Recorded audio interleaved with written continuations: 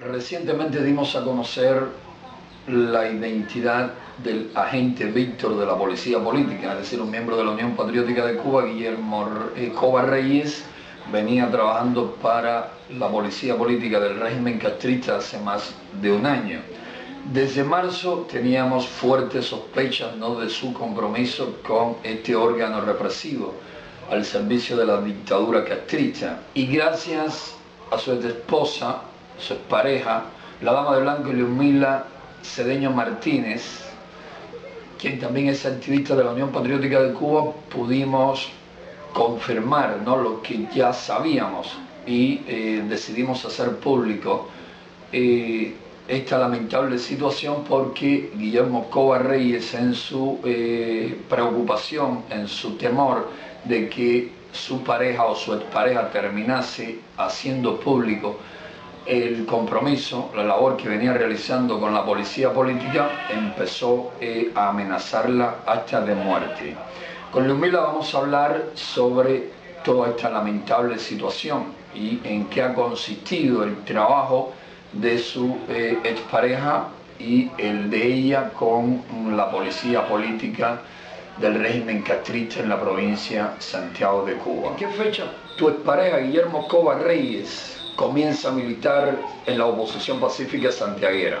Guillermo comienza su trabajo en la oposición en el año 2010 en el Partido Republicano con Hidalmis Núñez Reynosa, que en estos momentos se encuentra en España. ¿Cuándo comienza o cuándo se compromete Guillermo Covas como agente al servicio de la policía política del régimen castrista? A mediados del año 2011, Guillermo fue detenido por un supuesto delito de salida ilegal del país, y estando detenido en la unidad de Versalles, la policía política lo amenazó y lo presionó para que trabajara con ellos a cambio de no encarcelarlo. Y él accedió, y además le prometieron que ellos lo iban a ayudar a reunir evidencias para clasificar en el programa de refugio. En agosto del pasado año, cuando se une a la Unión Patriótica de Cuba, ¿ya trabajaba Guillermo Covas para la policía política de la dictadura castrista? Sí, ya llevaba varios meses trabajando para la policía política. ¿En qué fecha te involucras tú también como agente al servicio de la policía política? Yo comienzo a trabajar como agente de la policía política a raíz de mi incorporación al grupo de las damas de blanco, porque según la policía política, ellos le habían dicho a Guillermo que yo reunía las condiciones para poder trabajar también, por mi posición como esposa de uno de los líderes más activos de la Unión Patriótica de Cuba, y también por un trabajo que yo venía realizando que estaba ganando reconocimiento entre la oposición. Y entonces le dijeron que eso también podía ayudarlo a él a facilitarle reunir las pruebas y las evidencias para el programa de refugiados, y también le recalcaban mucho que trabajando los dos juntos para ellos, ellos le garantizaban que él no iba a ir a prisión. ¿Con qué seudónimo comienzas a trabajar para los órganos represivos de la dictadura de los hermanos Castro? ¿Y qué seudónimo usaba tu expareja? Yo comienzo a trabajar con el seudónimo de Tania y Guillermo con el seudónimo de Víctor. Ellos te proponen varios nombres y entonces tú escoges qué nombre es que tú quieres utilizar. ¿Eras consciente del paso que estabas dando? ¿Eras consciente del daño que podrías causarle a otros, el daño que te causarías a ti misma y sobre todo el daño que le causarías a la lucha pacífica por la libertad, la democracia y el respeto a los derechos humanos en Cuba?